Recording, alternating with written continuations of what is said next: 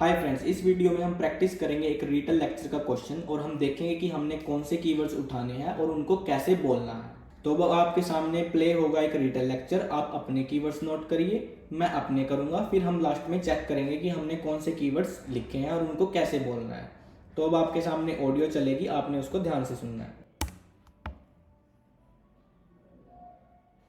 The first inhabitants in Australia were the ancestors of the present indigenous people. Whether these first migrations involved one or several successive waves and distinct peoples is still subject to academic debate, as is its timing. The minimum widely accepted time frame places presence of humans in Australia at 40,000 to 43,000 years before present, while the upper range supported by others is 60,000 to 70,000 years BP.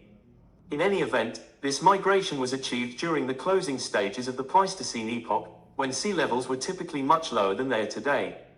Repeated episodes of extended glaciation resulted in decreases of sea levels by some 100,150 meters. The continental coastline therefore extended much further out into the Timor Sea than it does today, and Australia and New Guinea formed a single landmass known as Sahel, connected by an extensive land bridge across the Arafura Sea, Gulf of Carpentry and Torres Strait. The ancestral Australian Aboriginal peoples were thus long established and continued to develop, diversify and settle through much of the continent. As the sea levels again rose at the terminus of the most recent glacial period some 10,000 years ago, the Australian continent once more became a separated landmass. However, the newly formed 150 kilometers wide Torres Strait with its chain of islands still alive.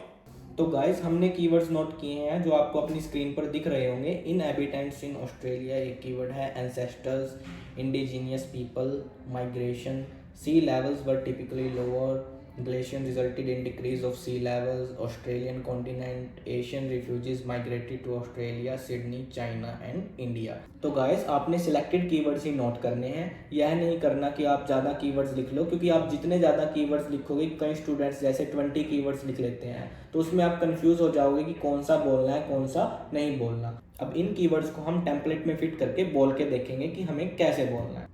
This lecture was mainly about inhabitants in Australia.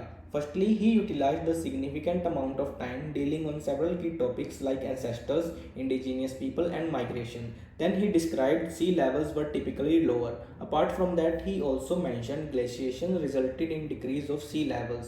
He then mentioned that Australian continent and Asian refugees migrated to Australia.